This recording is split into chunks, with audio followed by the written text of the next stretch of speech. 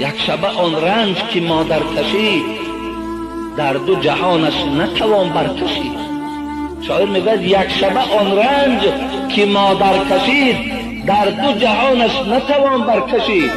یک شبه رنجی که مادر، یک شب بیداری که مادر برای ما و شما بیداری میکنه، یک شب قدر شما زنده داری کردین، 3 روز دیگه خواب عیدت بودید.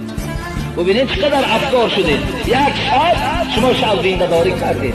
هر شب کار مادر همین بود. هر شب، هر ساعت تو بیدار شدی، از جاش که نوازش میکرد، نگاه میکرد، شاید یگان مرچه کشیده و شاید یگان پشه در اومده باشد، گهوارای تو را میکشد، تازه میکرد، آلوفته میکرد و تو را میخواباند. تو را چی بلا شده است که پدرت حرمت نمیکنی؟